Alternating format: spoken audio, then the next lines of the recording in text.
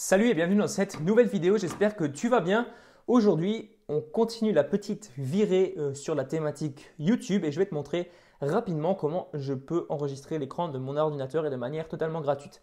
Alors peut-être que tu connais déjà toutes ces techniques, peut-être que tu as des outils, mais moi je vais te présenter personnellement les outils que j'utilise et que je te recommande si tu veux débuter sur YouTube. Si tu ne connais pas les outils à utiliser, eh bien tu vas dans quelques minutes les connaître. Je te dis à tout de suite dans la vidéo.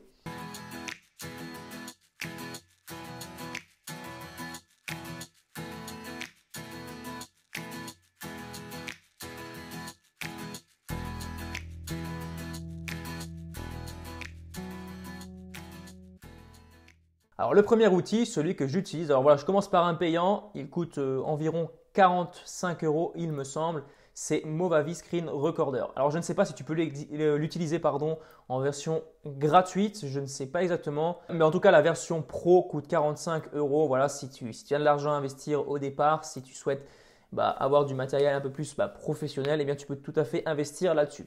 Donc on a commencé par le payant, voilà, je voulais commencer par les gratuits, j'ai fait ça dans le désordre, c'est pas grave, on va tout de suite commencer par le premier outil que je te conseille et qui est valable sur Windows ou sur Mac. Donc ça veut dire que si tu utilises cet outil, tu peux l'utiliser sur les deux systèmes d'exploitation. C'est tout simplement un outil en ligne qui s'appelle APowerSoft. Donc en fait, c'est un enregistreur d'écran. Alors, une fois que tu arrives sur cette plateforme, tu n'as même pas besoin de t'inscrire. Il suffira d'enregistrer directement comme ceci. Donc là, j'ai déjà téléchargé le déclencheur. En fait, il faudra que tu télécharges un déclencheur pour en fait enregistrer l'écran de ton ordinateur. Donc tu arriveras en fait normalement sur cette interface. Alors voilà, excuse-moi, je travaille sur deux écrans, c'est un peu compliqué.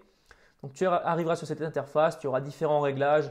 Donc, réglages généraux, minimiser pendant l'enregistrement, voir le compte à rebours avant l'enregistrement, voilà, etc., etc.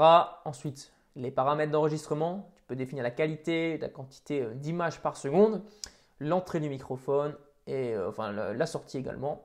Ensuite, les raccourcis clavier, donc pour démarrer l'enregistrement, pour arrêter l'enregistrement et pour suspendre l'enregistrement. Donc, juste pour le petit exemple, je vais démarrer l'enregistrement. Donc, dans mon cas, c'est option S, donc sur Mac, et automatiquement la petite fenêtre vient se minimiser. Tu as cette fenêtre qui apparaît ici et également quelle résolution de ton écran ça va filmer. Donc là je suis en 1920 par 1080, je peux le modifier voilà, selon la résolution de mon écran et tu pourras le faire également. Ensuite tu cliques sur OK. Tu as un petit minuteur qui apparaît et ça y est, là ton écran est en train de s'enregistrer.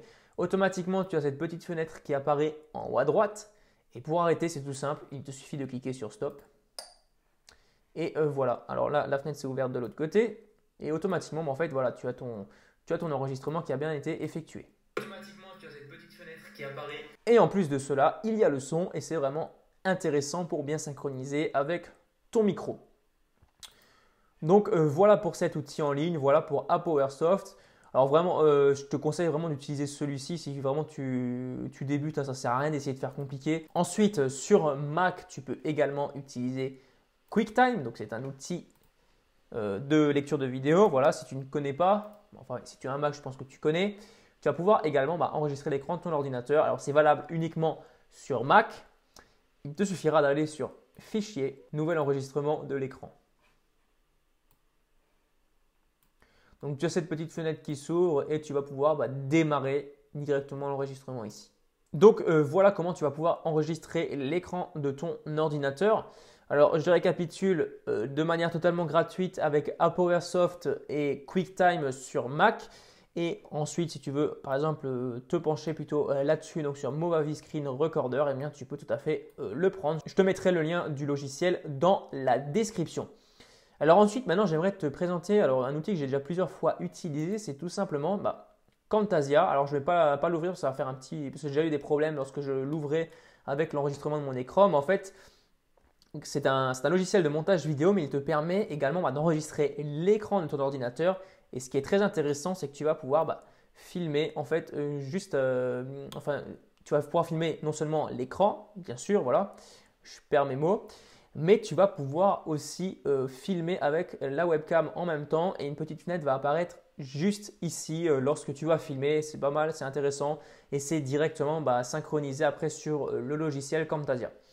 Donc voilà pour cette vidéo, voilà pour ces quelques petits conseils. J'espère que ça t'a apporté quelque chose. J'espère que tu as pu maintenant choisir le logiciel que tu vas utiliser pour enregistrer l'écran de ton ordinateur.